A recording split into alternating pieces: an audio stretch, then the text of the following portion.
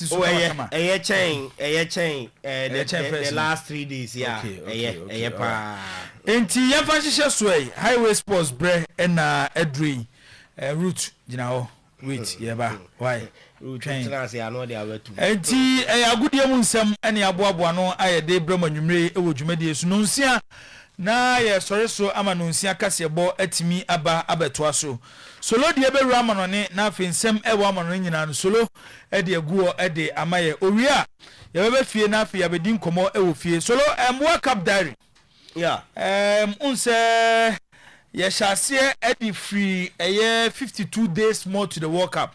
Yes. And I ba na 29 days more to the World Cup. Sure. Na onse di kan hye na tiefo ne ahwefo bo. Se enkoma ye di edi afa World Cup aye ma ho abakosem history about the World Cup no. Yeah. From 52 days to the World Cup ya mama na ba 29 no. The can be ano eso fa pepa ne pen na atro. Yeah. Na ebedru brebi no.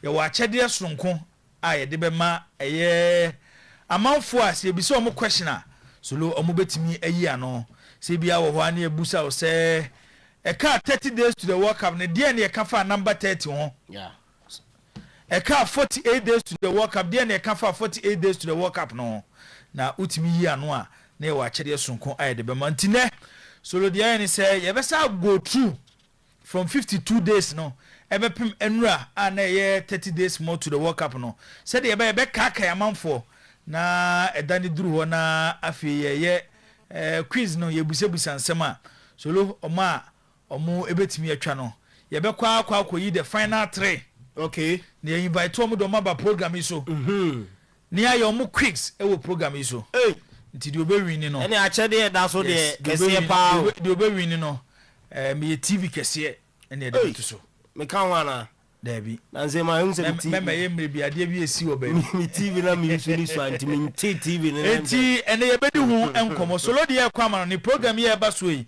ana ekoso betimi de wonsem nyina e de afa SMS ana sa WhatsApp 0241915555 0241915555 saso ena wetimi de afa eye Facebook Oyerepa Radio ana say YouTube so Oyerepa Radio ho nyina no betimi e de eye onsem no afa ho solo edi ewura ne na afi nseme wa ne solo edi eguo edi amaye na solo wonim se ne ye befia African Athletics Championship ekoso ewo Ghana enimguase a yegu ye ho no enye enimguase ketwa asem na ene anwade bi asi ewo Legon Sports Stadium okay ntietiefo esamo join ye na unse games no sika ye de organize games ni nyina 40 million Ghana cedis 40 million Ghana cedis which is around $4 million okay and ye de games no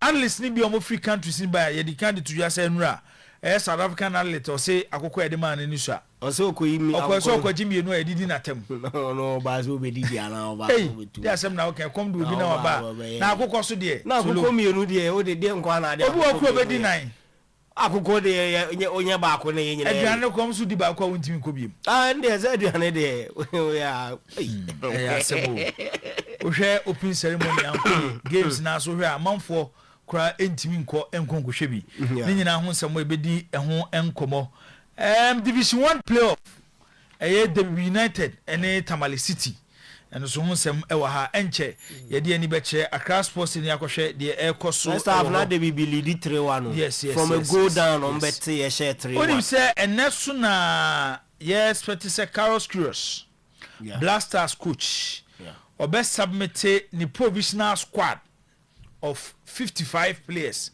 to a FIFA na World Cup yi solo World Cup yi uze sika wo mu pa sika e wo mu pa na unim se club bia u player ebeko World Cup ni bi no club bia u player ebeko World Cup ni bi no every day club no we are entitled to $11,000 every day bia $11,000 every day $100,000 11 yes wow yeah and it's funny say 11 based on this no more calculation no yeah say empo who play an account for more film group stage. When you cry $150,000. Okay. $150,000. It is a what na hona went me a momodium fem. I'm a player uncle me can say any your clubs and can qualify for African. At least Omunya rep or World Cup and Kenya. Yeah, Baba share. It's kind of power. As you said, they come here say one house in the Binyescano. Mediama Binyabi. Sir. Oh, Salim Bako. Okay. Salim Bako. And also a honsome ewa I de ever tuja. Deputy Director General our National Sports Authority. Yeah. Madame Veronica Komi. Yeah. Or the Acho Paba. Efa nyoma entwaye ewo athletics championship and so ekoso. Black Princesses almost nansian am qualify. Poland. Omo qualify to Poland under 20 World Cup. Qualification bonus is $700. Yeah, nipa ba ko bia. Omo kan nyina aboma. Ebi bejabi. Omo kan nyina aboma hwa enu $40,000 crowd. Route no be gina ma na. 700 is nipa 10,000. Okay. Inti players 23. We ne de akeka ho ene yatena se ai de ebramo nwumrei e wo highway sports so. We ne nsem ayehwe ne mu se ode ho nsem ebeba na yakenkan e wo dwumadi esusoro e de ranko fun cruise na afide wo ho nyina no solo e de abreye kata yenkoy. Boss. Ye de enkrofon cruise nsem kakra e de mamu e wo dwumadi ne so ene enumrei na Manchester United bobo kona seye ena ye hye nsem na se e de afri de yete and it's a Manchester United and Michael Carrick yenyan ntese omo ebese toaso next season Michael ebeje adwuma no na ye de ahye sasa at the end of the season obeje adwuma die no na wako na mo modern boy awabo over the weeks or the Man United aberem ewo EPL table number 3 no yes aso empanyimfo ani aman komotwetwe no ekoso ese Michael Carrick beto adwuma die ne so ede amama United at the end of the season na yes players no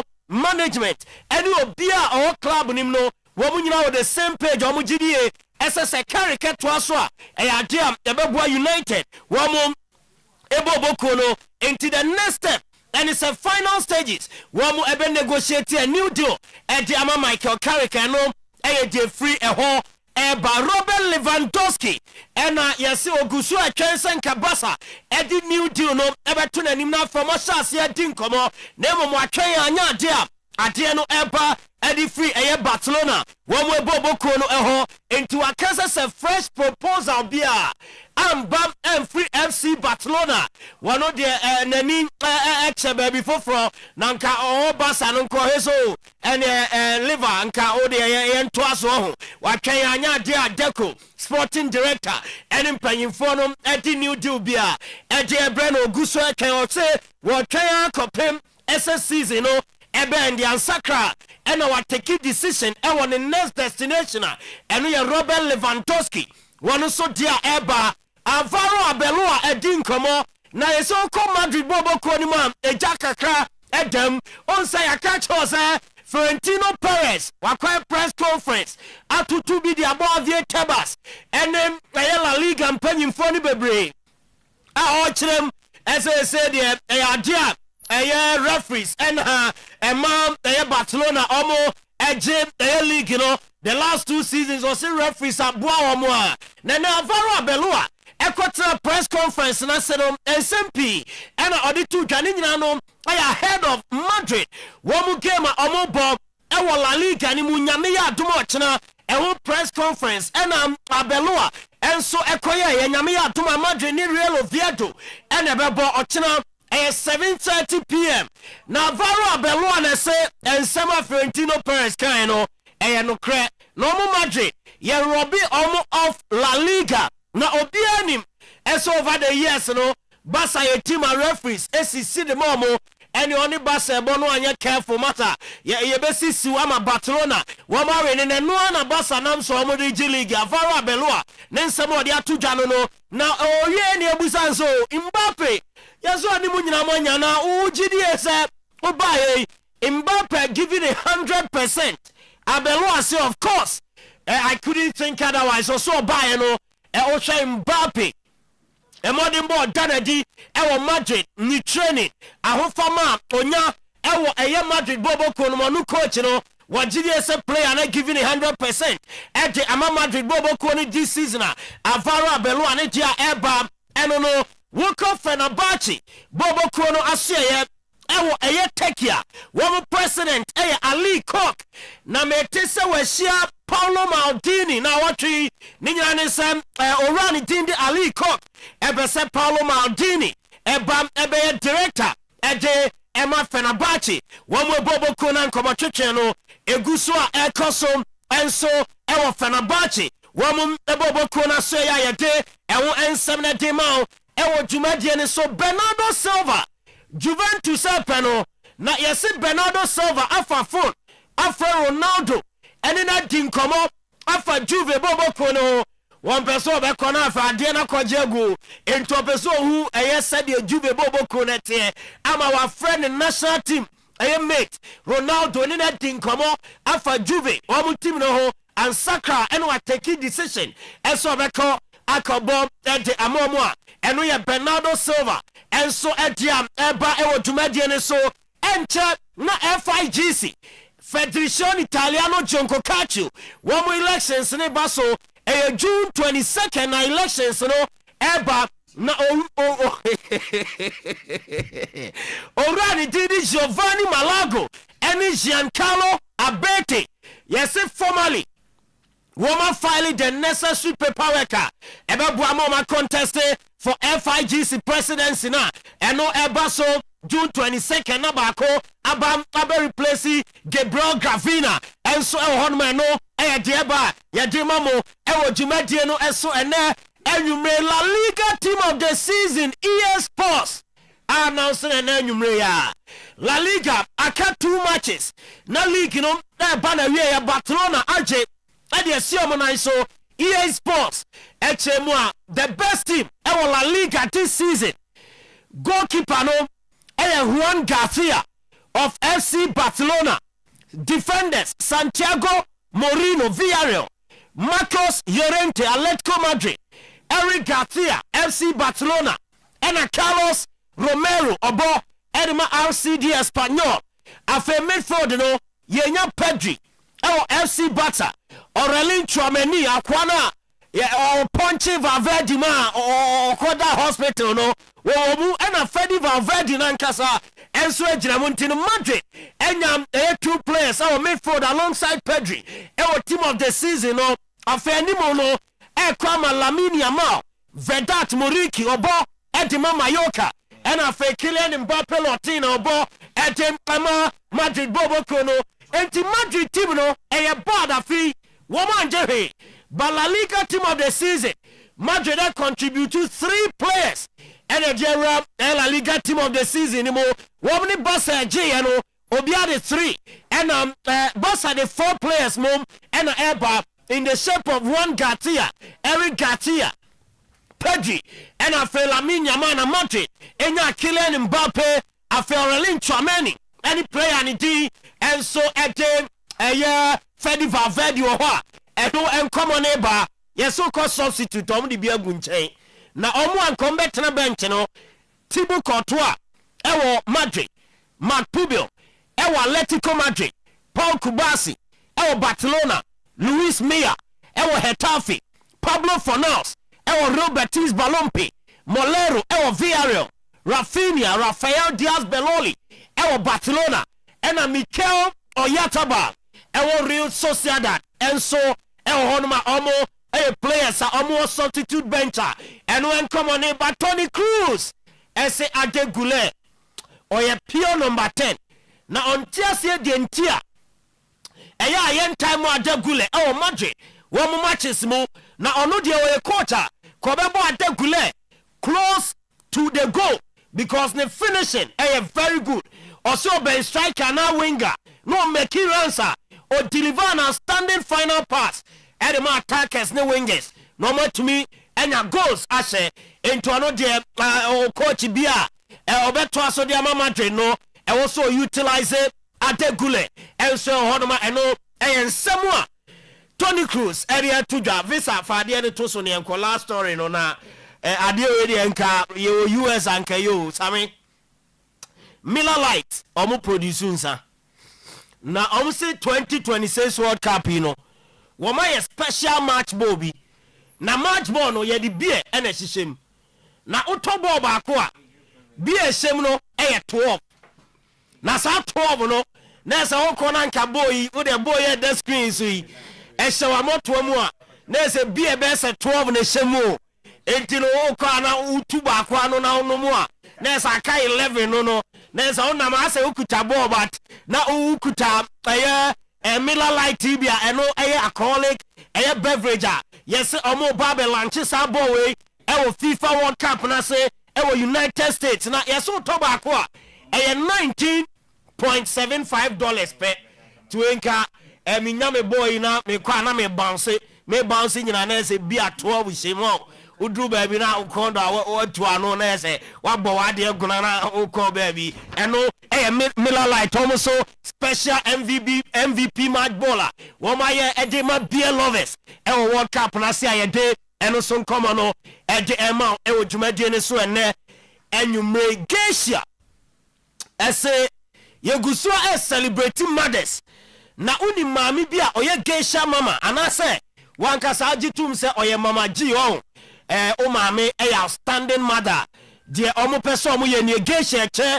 mami fo nyina che de entino obe dialing anaso be ko social media handles ne so na wako share testimony afa mami no wa tron sempa e de afa no achezo mami we oye geisha mama ho oyisu geisha na nam so na ya che na de wa bra eguso a yes celebrate nature's gift to mankind this Mother's Day season na mama Jesus ni nyina no geisha se enche yebete omo enka omo che nyina enso ade wo honoma eno ade no no lazy shetono spicy and rich flavor will no preservative baby ukenke o rice o wache aduane bia ri shito di no lazy shito ena kama shop market supermarket ubenya biato 0501 683344 0501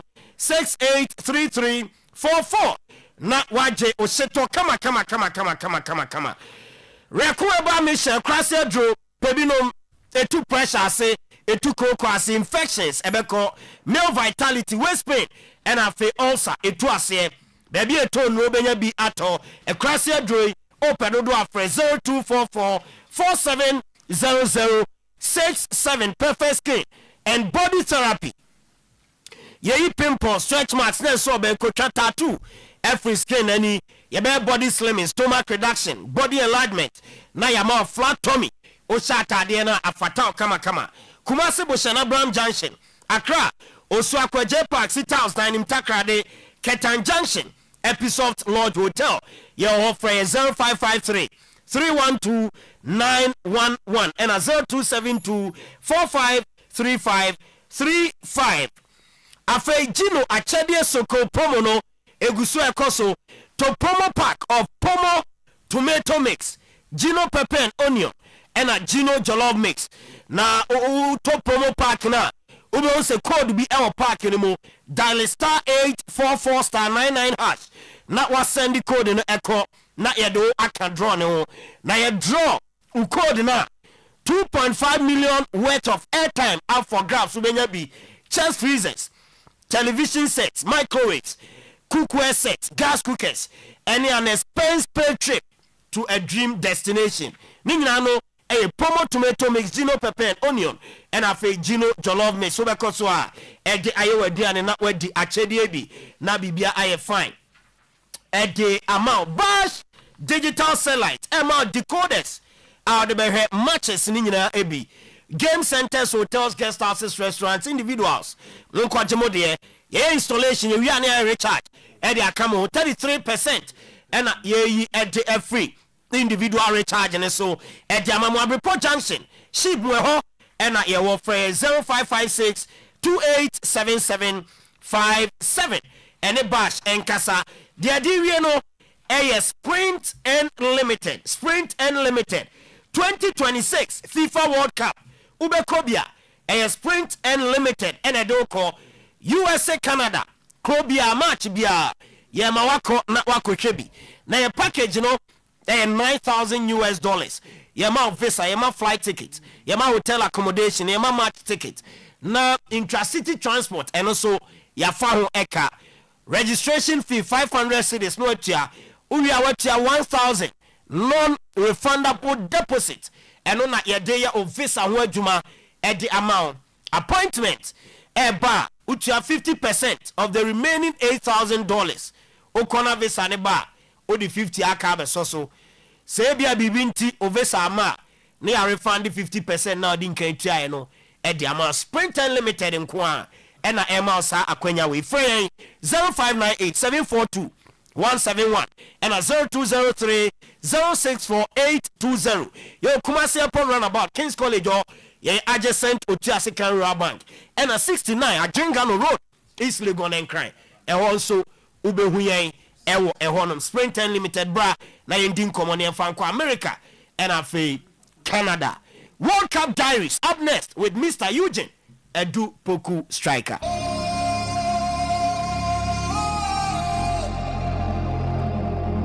We run the world.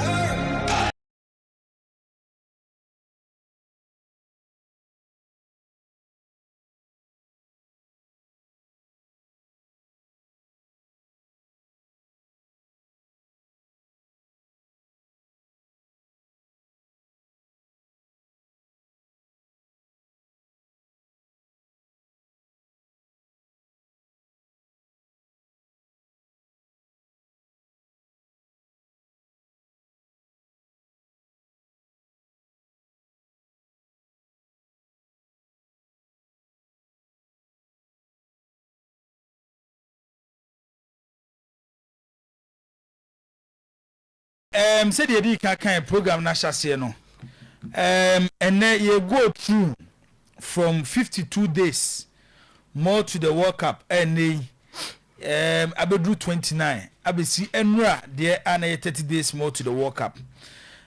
Media to just say yes amount for ye be kan solo odo onye hwe kwa no fa pen no paper na true bibi to na achede no achede a esumbo kai so ye pensu adama ena ye de World Cup diary bro baby bia wo bia ye wonsuo eni wonsuo bensu papa de ni din edwo ye pensu yes enye nsuo bia na ye nsuo nsuo abanyina de muda ho de ye papa de koni paduani ma enkofa yare mrewo eye oyere pensu papa no bomoden ma wonsa enkabi esiesi aware ema ware mu yede ema abusuo mu yede nti bomoden ma wonsa enka oyerepa ensuo papa eno no water is life nsuo bi wo ha solo obenom no na sa kofa yare abro problems abro ende no ba oyerepa nsuo de koni paduani ma ese boa esiesi ni padua no ema ni padua no eyefe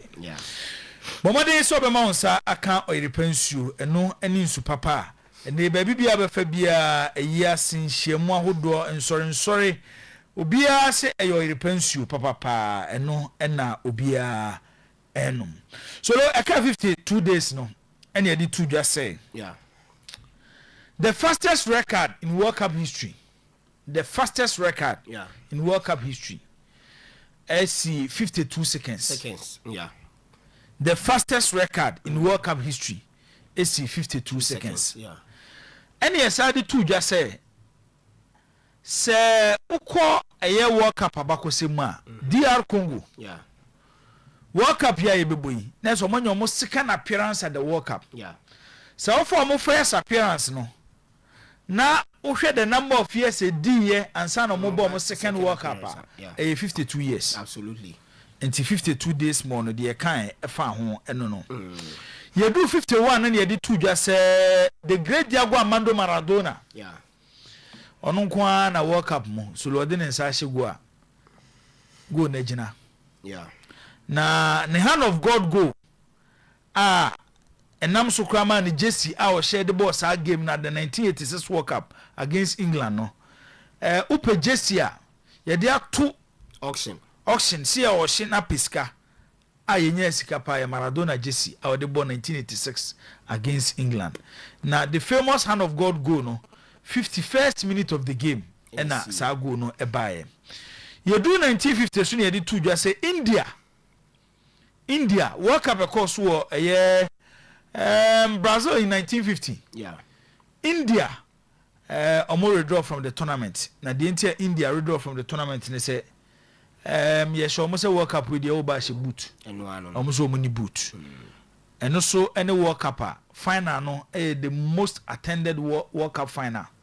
CS Stadium Fenipa. Maracana 1950 Uruguay against Brazil. You call 49 days no. Near say Spain before Kwakwaji the 2010 World Cup no. So it took them 49 games. Our boy and yeah. And some of the World Cup, Makwaji World Cup no. And you do 48 and you did two just say World Cup na assessa the first World Cup my 13 countries. Ya ba kopim say you be born 1998 World Cup also you expand the 32. Now 2026 World Cup so Mexico, Canada and after United States of America no 48 countries and a Kobo World Cup no 48 days no so lo de a day emaye eno no after ye call 45 days 45 days because weekend be yeah weekend and ye call 45 days 45 days no the first substitution in the history of World Cup. Yeah. World Cup near Nyansesa. The first substitution in the history of World Cup is in 1970. Yeah, can you say mo ba bobo so mama for mutini nyina no. E say ukom. And the oldest player to play at the World Cup is Sam El Hadari. No nya 45 years. 2018 Russia. After you call 44 days no. And you did two just said the first African country to beat an European side, Algeria, 1982, and no more years no. Na ofri 1982, ebe pim 2026 44 years. Into 44 so the day eba no. We can say PM, and ye koba ni be do 42. 42 ni two just say Rojamela. Eso so abra wo ko 1994 World Cup. US 94 no. Kwakwa go Ediama Cameroon against Russia. Russia show me 6-1 no. Yeah. Saro Jamila go our share Edema Cameroon no. Emma Rojamila be the oldest player to score at the World Cup. And so yes adian na 42 years. And also the no. On a holiday bibe mu. Aye. And yes akwa ni be do 38. Yeah. 38 soon ye two just say oko the 1938 World Cup. Coach Annie Diadi Victorio Pozzo. And the only coach in the history of the World Cup, Waju World Cup as a defender as a coach. Sir. Now, all defend the World Cup after winning 1934 no, and 1938 World Cup, and could defend the year. Yeah. And he called 37. 37 soon ye say African countries. Okay, can you participation at the World Cup in our Boma? Games are winning at 37. 37. And on Nanchain, Germany air Kwakwaji the 2014 World Cup in Brazil. Omunya 37 corner kicks and omde kwaji the World Cup in 2014 ewo Brazil. Afi ye call 36. Argentina so before me call 2022 World Cup no. Yeah. No ma call 36 games unbeaten. And omde be World Cup ma omde kwaji 2022 ewo Qatar. Yeah. And ye call 35. 35 so. The catcher and say, since FIFA introduced knockout, our World Cup mono. 35 games any abo as knockout games at the World Cup with penalties. Introduce penalties and 35 any abo. And we can be by near the core 31. Yes. Which 31 was Enra Bna. Yeah. 31 Eduarda Monday. Yeah. Okay. And they did two just say here Ramos so open in the history of the World Cup. Defender I see about World Cup of you when you're the most dribble at the World Cup. Sergio Ramos. Abra Oye at the 2010 World Cup in South Africa no. The 31 successful dribbles no. Now I know they had the highest at the World Cup in the history of the World Cup. Yeah, more World Cup be yes number of dribbles defend the lead kopim Sergio Ramos di oye 19 oye no 2010 in South Africa 31 and odinyaye and then no ye call 31 the cry I can say Ghana 2022 World Cup yes, 31 passes against South Korea yes. Mohamed Kudus this and then no ye call 30 yeah and ye did 30 ye did 2 just say Ghana sabemo ye bo the first World Cup 1930 yes. And ye my historic background Equia Belgium France Italy, Romania, FIFA president, Brazil, omutimi ko piemu ewo ye Uruguay ekobo World Cup ni bi. Ship edo omukọ ani ese fe no Conte Valde. Yeah. Ye modo ship no wo Glasgow. Italy fo na ekohye ewo Glasgow ni modo de momo. From Genoa Mpoano to Uruguay it take you almost 16 days. Okay. And omode ekoye ti 1930 kakra e kan e de fa na side two just say the fastest goal scored by a non-European ever World Cup Clint Dempsey and also 2014 yeah and 30 seconds Ghana and US and no share sa goal no Ghana e won and we kakra de e ma manfo and e yam 29 mu ba ye boboso ama manfo hu say you know I say ye be yen so hwe ane a ti ye boboso your revision week no nti nyame ya aduma eye efiada ebedi candidate wo ho no aba na manfo afre na yebuso mo question kakra bi ansa na yima mana ba beka eye enipa miensa asuludu obedi kan no ono ene be ma no aye akyede sonko ewo dwumadi so Oyerepa adama ene de World Cup diary no ebro ba bibia wo bia nti kai na hye ne nso se ensuo na abenom nko ade a eye Oyerepa nsuo ena yese wonom na bibia ekoso ede emawo mame nko North Central na solo me mame me cha me wish no happy belated Mother's Day. Okay. Me cha me mame no o feeling me bruta sa enye easy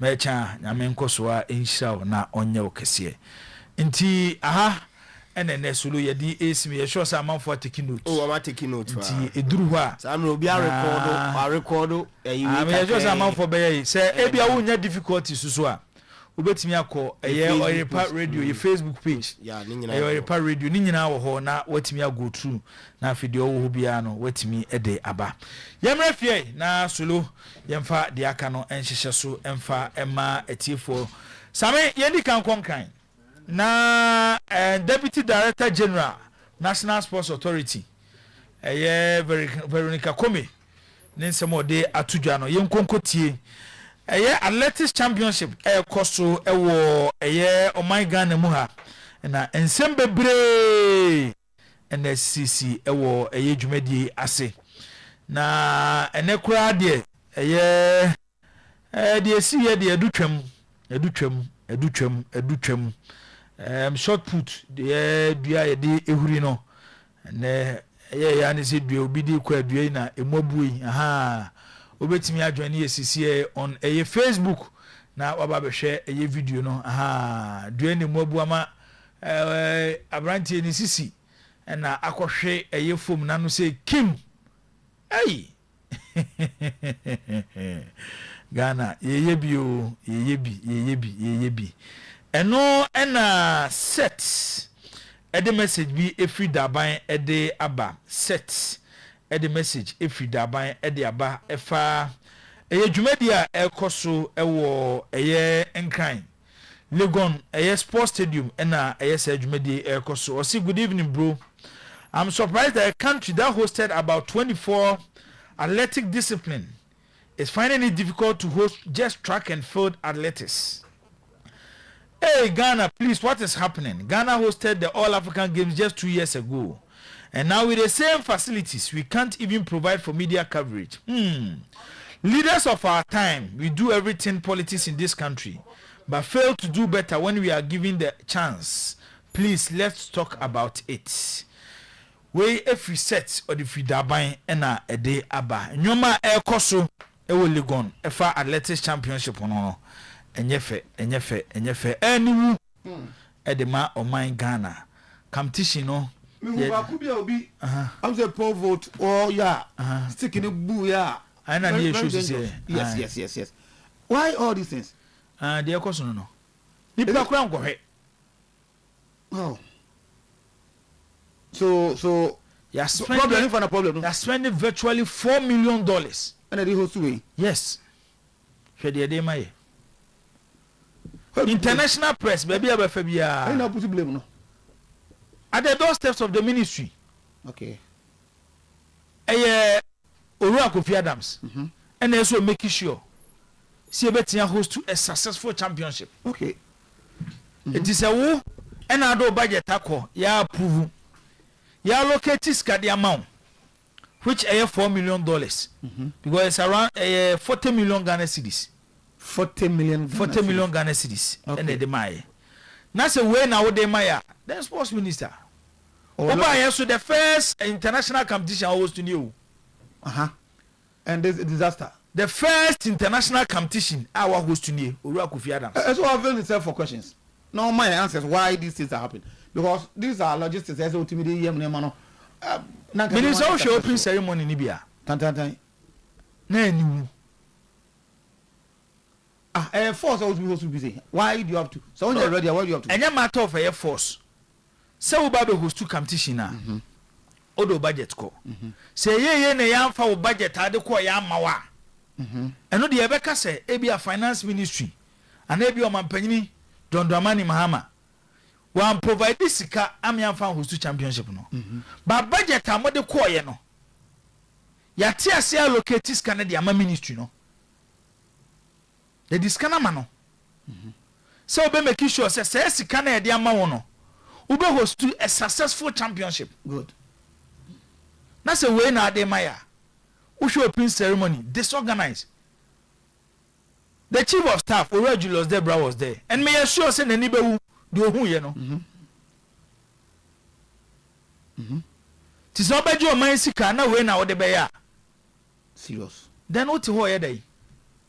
Serious. What ho ye dey? Among of us that you raise a lot of questions about no a disgrace. Meaning so one opportunity to read some of the report from international press. Acquired to minya one in my mail. Okay, this is the website of AIPS Media. Or say onokasa about journalists, analysts, poor conditioning Mukomo African Athletics Championship because Ghana. Ye can AIPS in Central for we are singing now. Uku mbatan ku no. Omukubatan yes. Okay. No. Na we say omo report to nyoma ya ekoso e wo Ghana. Edi ani wusem no. Disappointing. Edi ani wusem no. And Rodrigo come say, o say yende. So no de obeba be kasa de amane bosses. Enya chopa no babepa. Say acquired to the extent say an athlete from South Africa. Etimi de to social media say oba ya akokọ ye de man no mo koyi ba akọ aka o mana yemienu a ye se mo munyi akokọ no di ba akọ no an ya resho to adwane ho ai as a boarding house na you know yes. It's embarrassing. Idea ye kan the sad aspect of it is say sika ya allocate sasia sa obi benya bi wo manya sika wo of course obi benya bi wo anya sika of course Isaac abesika ni that's one sika obenya bi wo abesika ni ba ni egu o man nanim ase eno na South African athlete no Edin Smith was say when we ask for food they fight with us. You busa aduane a no mo ne ye ko. We are not allowed to take more than one chicken. Akwanya ni ho se be fa chicken mienu.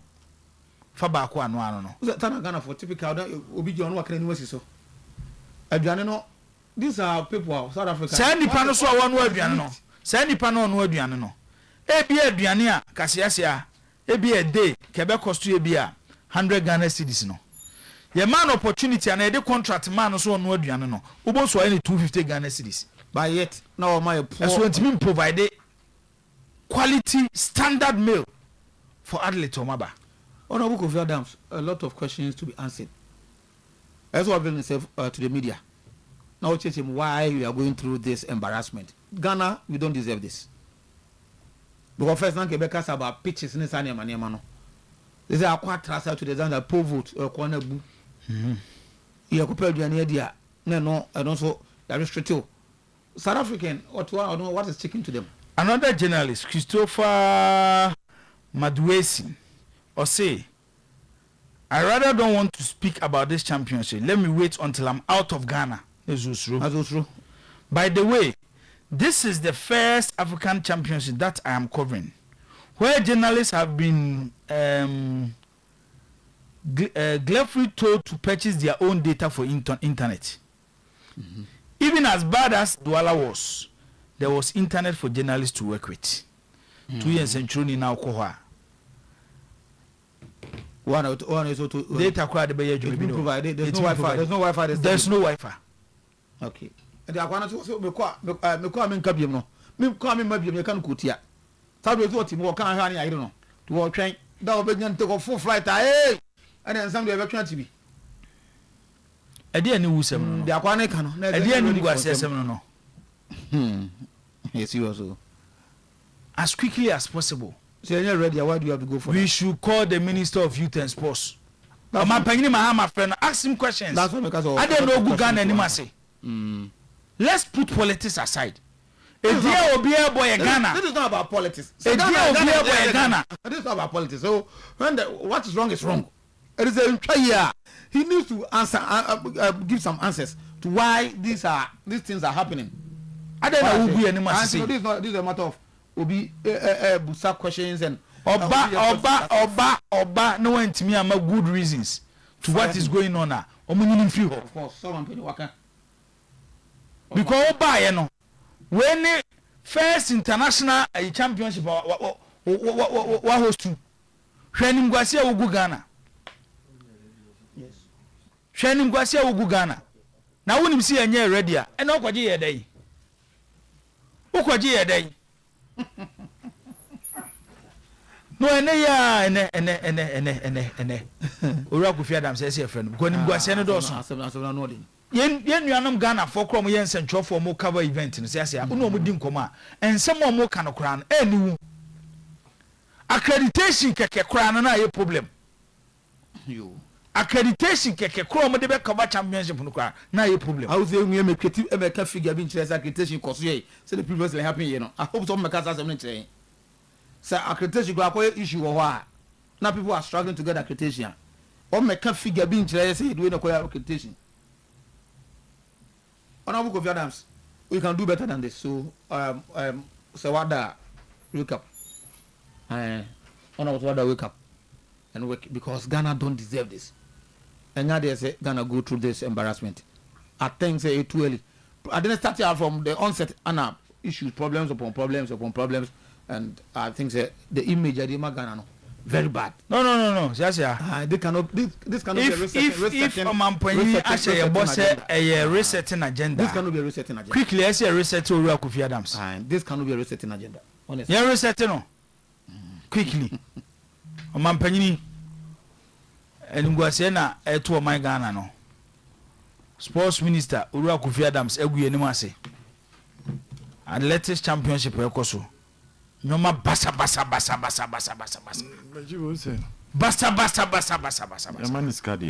Yamaniska. They're very important. Yamaniska. See Yamaniska going to me host to championship no. Oh, you can host the championship, but Yamaniska. Yaman of 40 million Ghana cedis. Yamaniska mabon timeka si Yamaniska. Because Yamaniska, then yakwaji to yahusi host to ayedai. Yakwaji to yahusi host to ayedai. And ye digu yahu ani mas say. I strongly believe it be a sika say the corner and call the way say corner. Yamaniska. You also have to consider that. Yamaniska obey. Yamaniska, hallelujah. Then it means that he obey accountable to the leadership. But Abranti Nyamenkwa Neji. Ube komuno. Nesika ye dia mom no. Obi she that baby. Titi sika no susi e baby no benya bia she ne botom. Ghana no. Nti NSA deputy aba pacho. Oh, a chop and the senti. But do the Nyame Neji Abranti no. Abrante we. Hwe de da so. Na se nya we nyame nko a. Nyame nko a. Ke ni betie no nanka asem kese na apie. We edua ibu ye na ofiri suru na team. And obewo so no wan sori biema. Na Ghana yekokan asem say. One of the athletes need the actual self. Oh, sembe be about you free Ghana. Oh, journalist. Yeah, free Hakwana. So because we maybe you can quote and your Kodiana. I don't think it has been the best. The promo because we had competition at Ghana hosted her last minute promo be on one way. Monkwa na mo host to championship. E wo kroma. Na mo tweet scam radio station say mo ya advert.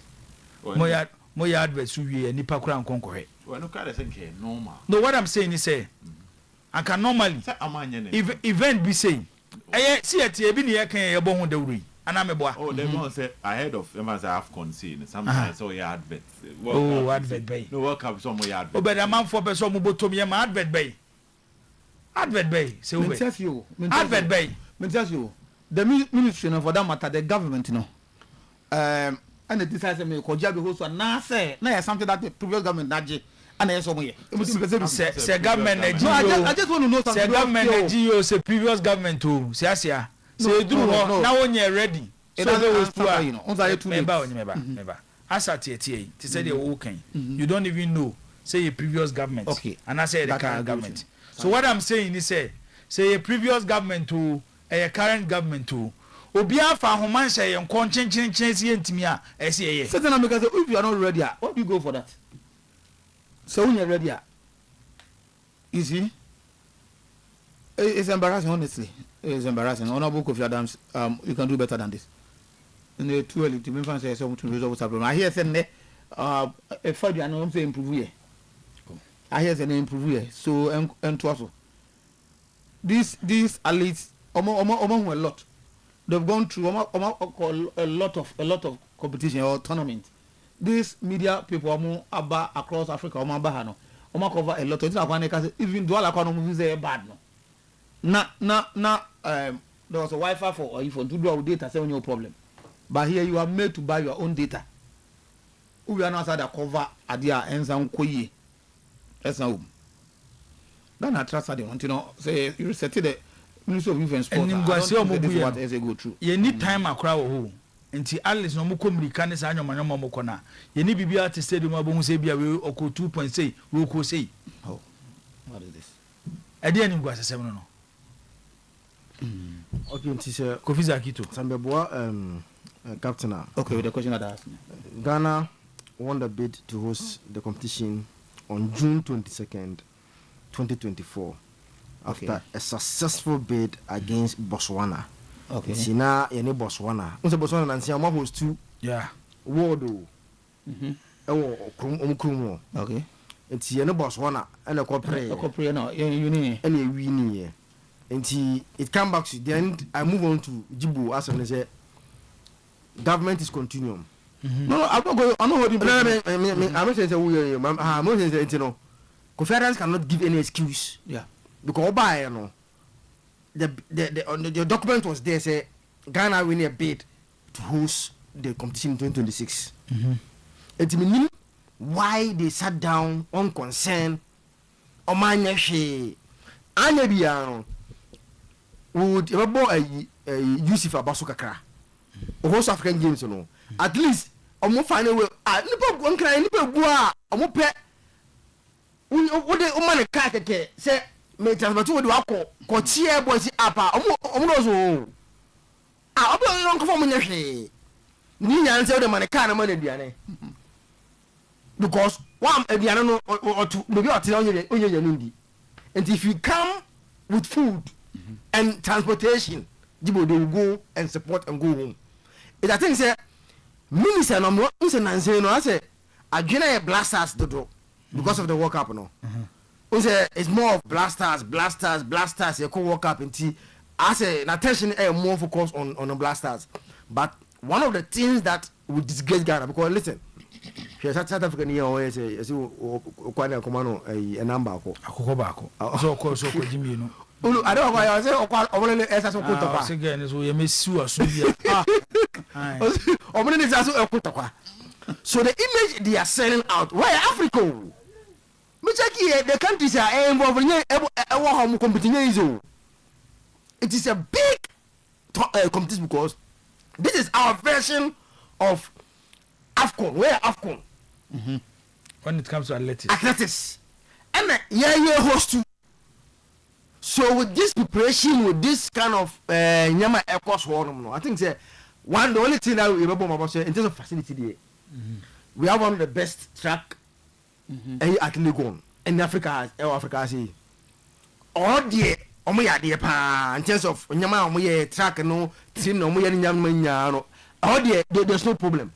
But the organization and Nyama account, and again, we know how they do it because do you blame the athletics Africa for and I say Ghana because they never provided any nyina. And you may be useful for athletes in any way provided. Yes, I know. Now say Olympic Games na yet bigger than women in Ano. Now you ban Olympic Committee or Master Som Nyoma de good country. What I really say, minimum the sanity. Sanity. For example, Duplantis or what's on why or the cool. Like because if on 10 with it often question you provide it and a beer ufuso what they are you speak to mom you in charge no but you need to provide say you be na betimi dia ba tinyoma wo nyina ye ni provide here and say go be ba na konsu di form ni na dia ba then I do they say Jibo this is saying the CEOs then the one who procured this must be say a question top class and other because of fan or him say I did you say Jim this is very serious yes that common no and recently and then see so now they've improved on who's the first name I was taking yes but now they've improved on it at the what theater reports and even on the food no hostels no more than ensure cry a problem air condition air condition enya adwuma air condition bo all of them aduane ye problem yet we provide internet journalists timing machines ebi no tutum ko bi say o ka so ko wan no akomo ono no akohwe omo time no say ade ni gwa sesem no tumirika time bere tumirika no ade ni gwa sesem no no it is maybe we tumi akane ya ko memo master stop no ma mo nyina akọ mu kurum it was poorly organized and I think say na say better say best stop than say better so no say next year your competition be born under 20 African under 20 e do mba ni say what the anes kan so football mba ni scan so blasters ye no money abro mo ne nama ene ye resistka usi ya resistka etimi akonya world cup right say a sports bill and you resistka to help sports tisika na manya no adan na mumfa bi support we na my problem is that how much like my own budget yes budget of 40 million Ghana yes it's where is the money why are they doing this money things no the question was asking sika no release it obed aban mama cho ade ba ko aban meba aban ye mfa say aban ko release this car aban ba wo bedo company ho ne say ye hia nwoma we prepare wa ibra na betua ho ka ma wa odi mika kura na be prepare because aban ade no mostly ade ne 1 cedi because ye be free ntino e bi aye ne 3 cedis unya bi dia yensanya bi di it's what I say ye di sika bo ye first come yes ye di sika bo ye first come my question is if ye first come my na se be ye din de amamo se be host championship na say ye jaisi ye host a e de no bi be ye money ze muntimi nye na 1 month 2 months maka kire athletics FSM federation for say Edama Botswana for you but yes mo intimi and after all Botswana have recently hosted the world and they have facilities ometimi age e dey enti move ze muntimi no me ba che o afcon na mukura no ball ye enti ko ba se na o man bi e do us mintimi e fa ko mo bufro enti esi enti mo say you are not prepared no e ka 1 month no just call them yentimi mu fa ko mo Botswana no mo ko so ma dey but you don't bring all these countries into Ghana and disgrace us like they are doing. Honestly, I think the minister have to answer questions. He has to explain to us why this disgrace organization any my course one say resetting is it bikano no you can't be a blasters minister. Yeah, resetting is it bikano You can't just be a blasters minister. at least now recently on be complaining yes sika sem take it sem a problem no we actually say when you I say no it is true. we actually say when you They only gag the guys and some yeah, but it is true. and no 5 million Ghana cedis no do commercial bank no akoje we never donation no do the ye baba ye amana show man ni munyam hwe de mo ye No, it's too bad.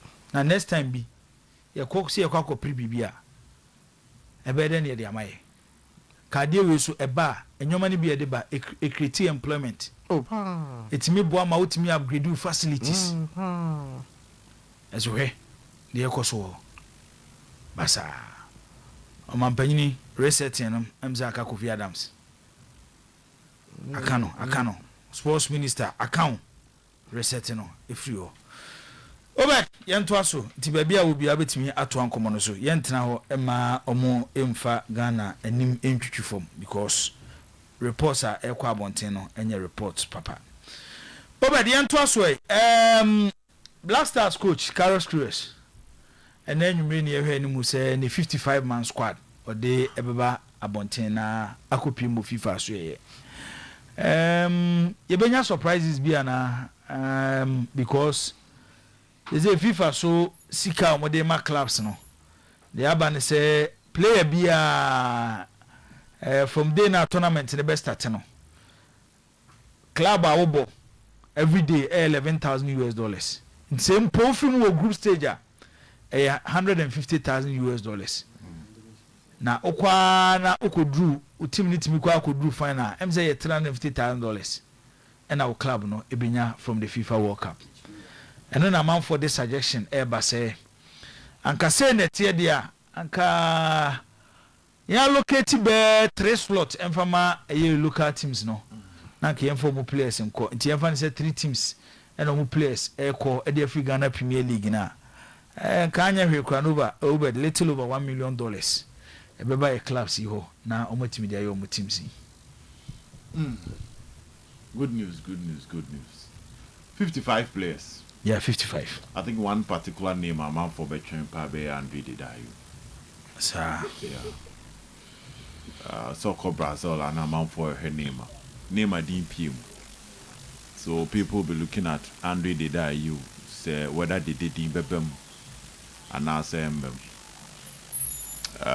after the day you nipa ba kwam me hwese me mpese me hunu din ya Francis Amuzu ono ne the second person a me hwese me mpese me hunu din ma wo say Gremio for class on manemba and me boyfriend you know for Ghana and anya sa because they are no omo hia no to the on tena ha na bibi omo hia no nka ha enti ye be so that means would they make the publication anytime soon and I say any moment be between the buy na no dey aba anti Amuzu so no nka say na Gremio phone hia no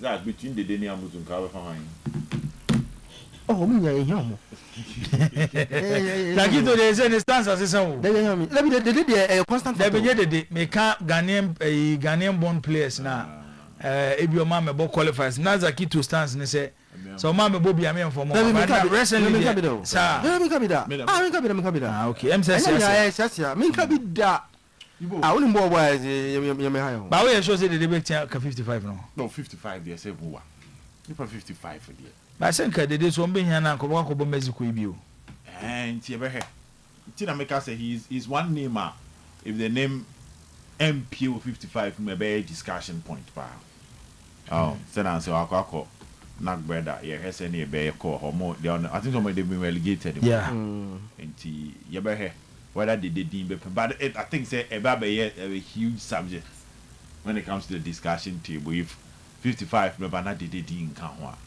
because clearly there's a player or GDC or young call retirement, and GDC will be you between about Black Stars and home. Now, Boamani Marco, Jibo. Say.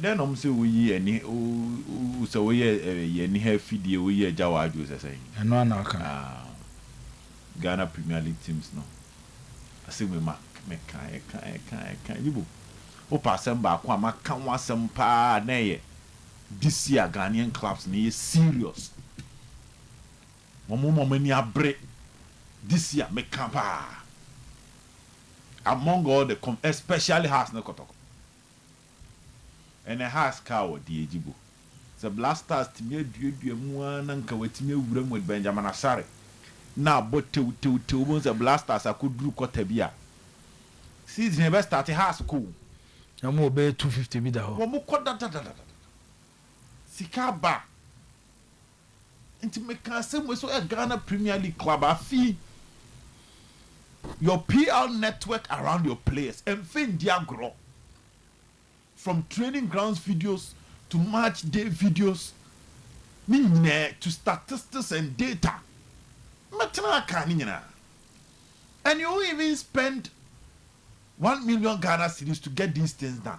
Camera boy say so hire a videographer for a whole season man to the Trianica 4,000 a year near say and 48,000 Ghana cedis. Yeah. Camera out there to camera 20,000 Ghana cedis. Camera near wow dia or flew or cray dia. On track training grounds or match days on dear children or bar players ne skills no on kikambo na on your player bia dear. Send your player be who bound quickly you can push that agenda. Man kawa. Getting in touch with these statistics apps. Send ye, they will process your videos and give you the data. Apart from the PR point, you get to know what your players are doing on the phone. Man, come on. It's boss Salim Adams. Now the summary of Salim Adams ba. Maybe an pass accuracy. According to this app, a recognized app. Maybe a number. Send a code use instant new viewing. Yeah. And number about 83%. In terms of your skills was added, you know, match back when a pass accuracy was solo. Now the abeshim. Na mo piatum. With the abeshim. Now the video not tattoo. Now hey. And now things move on social media. You need to win the heart of the public. Public perception. And now the young thing the agro. Omo tete wona tete ni oma na. Dibo tete ni oma na. Enti na obo Ghanaian play bi di. Na se o pese. O kana asemwa. You struggle. These are basic statistics. Dibo. So about match is saying. Why say goals is saying? Why assist is saying? Why the MVP saying? Say any day. O tam pen if no atro. And you win a month for can. Detailed version. Ni hit map. Ni ball recovery. Ni tackles. Ni interceptions. Ni chance created. Because chance will be created and will lead you to assist. Yeah. But the chance not. A chance. Into what the video version. Name a movie videos near there. Sometimes some of these videos need be or chini pan pass but go amba. Or chini panani a chahono some moment in more petty agenda. Ghanaian clubs near lazy jibo. Ain't obo someone at Kumu baby and go stars. And this thing shouldn't be a problem for baby and go stars. Then how they support to Atia mama someone at Kumi compared to play a born Nogeland. A better possible second to see Omoko World Cup. Ebi ayem fan say on my no woman ebi a bomb league we na the top scorer of the league ebi a Spanian yes yem fan ko World Cup adding but I had a besi because the clubs no say difference will so be a English no bubble EP or no jibo stage na set ya man the league is competitive enough say any other club will be able to Sana community. But we Ghanaian now boy in the Ghana Premier League. Now her countries are other players in Bobo on any country ketwa. Into when so dokwe chire pa enya goodie. Because sika ya bobo sujibu. Data and statistics you are making. You get an informed decision even on the performance of your players for games. It's apart from the PR point. Matches na nkasa ababonu tuzo play bi ni money drop one na say peja ansa na se club bi kura ba na ope player na tona you can even use those videos and data to convince certain coaches because everyone say any coach bi wo Yam fan the fan says school. Agent are present 4 players a man. Player back where by and obo Ghana league, you know. Was 2 goals, why assist 3. Back where the Diaba. Maybe 25 matches or boy, you know. You the detailed. Said them beche instatness there eh. And nyina ba baby or touch a ball who do lose ye. Yet nyina to coach in him. Near the videos account between the 200 shows a coach in Befa on any good day. And sometimes you catch a Ghanaian class and when your investment get to a beer, I am just here and never Benjamin Asari. Blasters goalkeeper. And the bizarre one say number of sales to send why in the Ghana Premier League. But Asari is why it says power. But has ni any data. On my catcher say maybe a first game or keep 7 clean sheet. But 7 clean sheet to me as say clean sheet go crab and corner so. But imagine if you are coming down with the breakdown. Who release the breakdown of number of sales why yeah.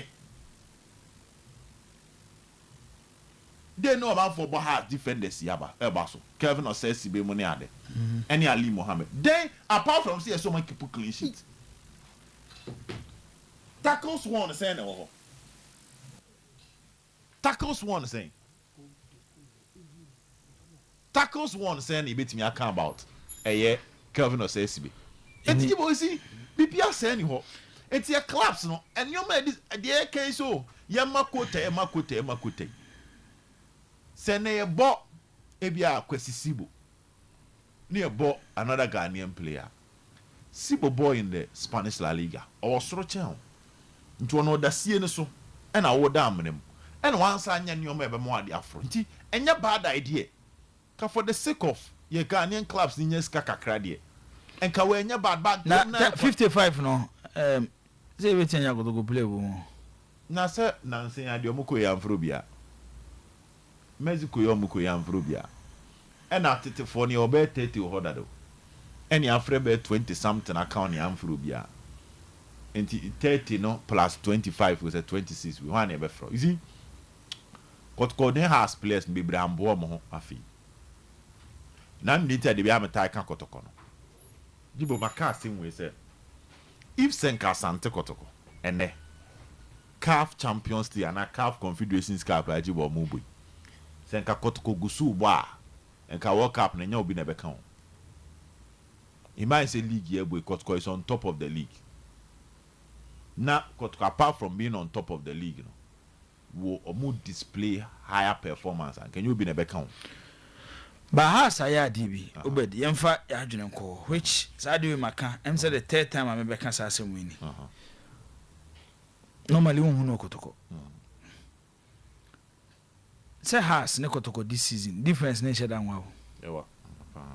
When it comes to performance, has the near Naso Cross on Bedrusi. No, by a cabe be on Wosi, say, you say Shadanwa, Meboa, even though has that Sochen Kotoko. But what share Benjamin Asari said the house as you protect na a good time we na agresia before go post no. But house for no project work up. Asari no ya didn't $40 for work up.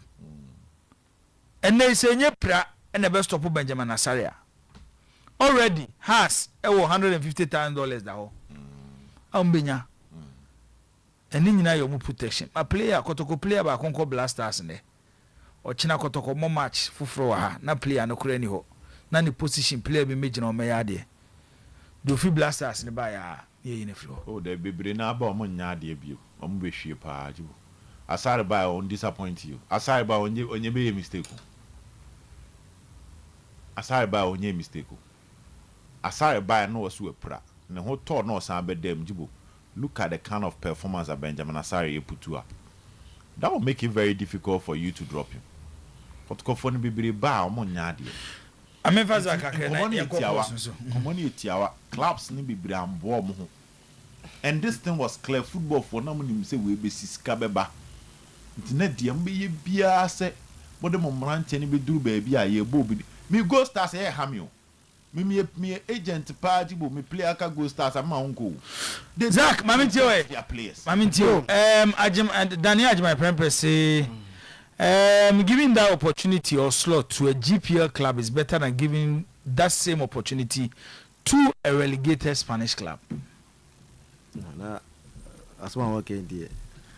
Relegated Spanish club no is better than Ghanaian teams in Ghana. Yeah, the Ghanaian teams combine 11 and I say you got some boy being 15 players in pass. Our team now Financial benefit in here. no, so say no one. He say you can make your argument without necessarily making the comparison, no, because league now born you need to pay Spanish La Liga, as mine. To make your point, young first can make clubs no, but all the relegated Spanish team Bomua, it defeats your argument and the reason why you are making that point, because our team now play now both are relegated Spanish team, no, so our team now born better than all your league combined. So I see team now. I see no work na asem. See team na work na asem. Ne de ba Chroma say o ma team ni be 10 5. But no say. You be ma say sika na ko Spain team a we relegated no. Ada na yem fam frɛ a Ghanaian player. Na won ko ka Black Stars team na sika no embe benefit Ghanaian clubs no. So player no obo. You see Jibo me I agree with that. Not obey the council. How do we even share the slots? The problem we have here is that your boys know after when you had it. You see, previously we are able to make good argument why A or B should be in the Blasters. A component on starting point, but he has to be there. Chance number of the ball. But in the boys, you scan, you don't get. Jibo, again, me believe in Yamma slot, by force, Yamman is into a local place near Fonko. The question come back again, say, which criteria are we going to use to select those 3 players? Me team say for Obed player Koraman family uncle. So we will struggle with the criteria. I am from Yansan uncle you choose 3 players out of the many players about GPL no. But money which like that has happened previously. You see good players we fight for them go here for Munko. But I see it here Jibu. Oyi benyo asari free yet the man will struggle to get defender Mofudo strikers and Fanonko. Salim. Ogo to wine. Razak Simpson. Ogo to wine. 0322494440 032249494771. Vesa fa to ma Jibo hwende Ivory Coast nim dem Jibo ko. Yeah, povut ni bi any on eba no. Ivory Coast. Nyewe ni hwe. There be foforo. Ah, we foforo. Foforo. We podi we di ka we se we ba ko wan yonko anko do we di wa ko na buye. We so different. We so different. We and and munko Facebook ko fa dey e for. We dey say nye Ghana photo na. We wa ko yeah, photo na my photo. Oh, obo anyo obi ana dey ba we di ko fa player na ko fa dey. Oh, massa. Yeah, and your mother and I, yeah, dear. And one of you, sir. Would you maybe I can say Finado was smart also? Within the Ajon. Febo Yanko. Medasi Piminia. I feel Kotoko Modemba, Uncle Sinti. I sense and Trofuna, Kasa, 7 Predasana, or you Kotoko Tokene, but in your shade. Now, goalkeeper did to say Philistia. Well, no what did Mediama Urgent League. Now, Cassat, now I would say, Benjamin Asalim, one a yard there. Now, you knew the officer worker. Oh, you will now can be but open the Moanka. Or since Kotoko, Eddie will be called, that's your bar. Would be at the chair, no, and I will be a sin, and I know you have the chair, but you messenger, or say, or the one about one yard. Yantoso, would you maybe I can say Finado was matter? From home, Yanaka Kaka. Hello? Evening. I read a uncle. I had a machine as my family was Ghana Mania something. Now, Namoka, Sibu market. I hear Spanish team on all relegation better than this year. Sometimes I am cutting there at no watch another day, but yeah, Mama, your standard labor from too much. People are catching on Gabo, but Papa Ben or Bonbon. Negana and Yankan Kran, Kuano Blaster. Damasi, Moni, Jumapa, Yada said the Raja, Yen Twasu, Udi, maybe I can say Finado was Matwasu. Simon, do not from Jables, myself of market. Yankoi. I can say, the Ghana, but a funny kind of corner, look at the day you, he didn't boom. A ball of you on fee. Ghana said, oh, Master Mubi and Masses are Ghana for you football in Gasom de Mayan or Massipa. That's it, Yadasi, Yantosu. Udi, maybe I can say Finado was Matwasu. I'm a Catholic, Oscar, you too. Yes, wow, but one of your people, they are going to be going to the because you been to Ghana higher. They're captain. Koya captain. Okay, captain. Udi maybe I can say Finado was Matwasu. Oh, Papa, Coupe. Benji, young contentem, Yanko. Yeah. What you fancy, Syria, as a robot fancy, Syria, the body, never. It is 54. Crystal Palace, 5 play. Last for so much is not can lose. This is what is not